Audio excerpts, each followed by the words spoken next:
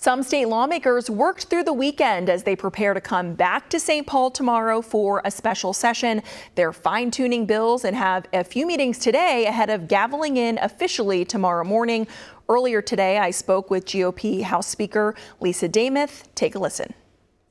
Joining us now is Speaker of the Minnesota House, Lisa Demuth. Thank you so much for being here in what has been a very busy last few days and weeks. Good morning, Caroline. Good to see you. Yes. And so you and legislative leaders, Governor Walz, came to an agreement Friday, setting the parameters for that special session tomorrow. But there was some work on some bills through this weekend. Are all the bills ready to go, and are all the votes there to actually land this plane finally?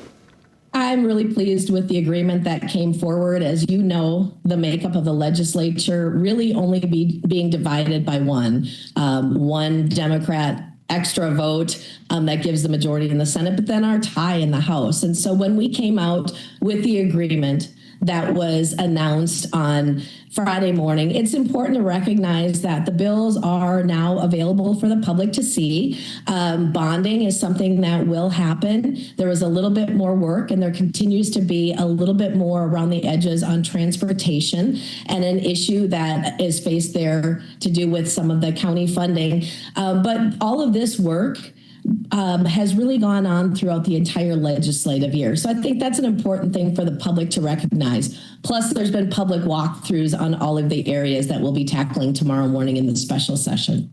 But the process, though, has been largely behind closed doors from when May 19th ended until now, trying to trade offers back and forth, largely out of public view, save for a couple of working group meetings.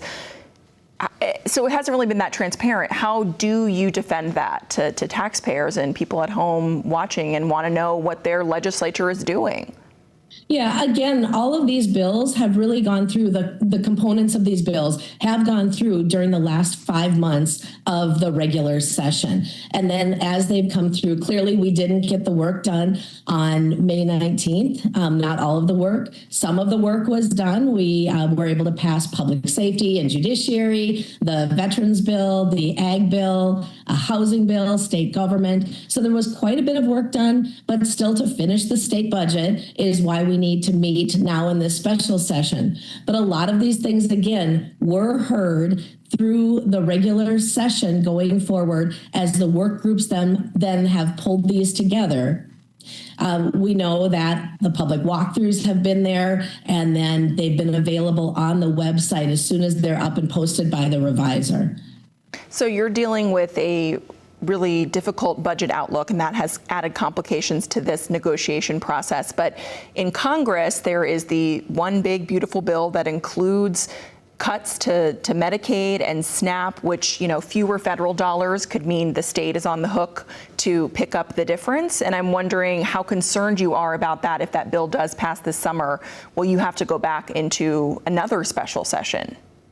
When we look at our state budget, and that's what we are charged with doing and getting that work done, when we look at our state budget, we know that we went from an $18 billion surplus just a few years ago to raising taxes and fees on all Minnesotans over the last session, so in 23 and 24, and yet we are looking at an almost $6,000 deficit. And so the work that we did, the 4 leaders along with the governor, when we came up with the global targets a few weeks ago, was really right-sizing government and really kind of pulling back on a lot of that spending with a nod to the future, that we had to start taking a look at that impending deficit. And we were able to cut that almost by half.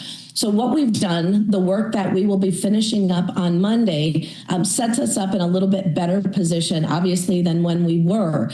Depending on what happens at the federal level, we will take that into consideration if it does pass all the way through. And then if the governor would need to call us back later on in the year, he absolutely can do that. But right now we have a very good state budget that is actually delivering the largest spending cut between biennium to biennium ever, really. Almost $5 billion of cuts. So you're gaveling in at 10 a.m. tomorrow. The goal is to finish by 7 a.m. Tuesday. Do you think you can do it? I mean, you have blown past self-imposed deadlines before.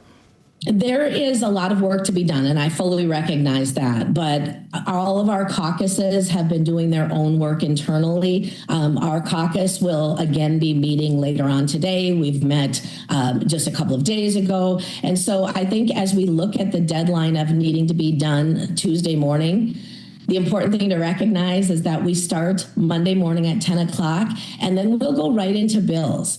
You will see us start moving through the bills. There will be opportunity for representatives to express themselves, to give speeches on the bills and whether they are for what is being passed or if they have some concerns. You'll hear that process as it normally takes place all the way through.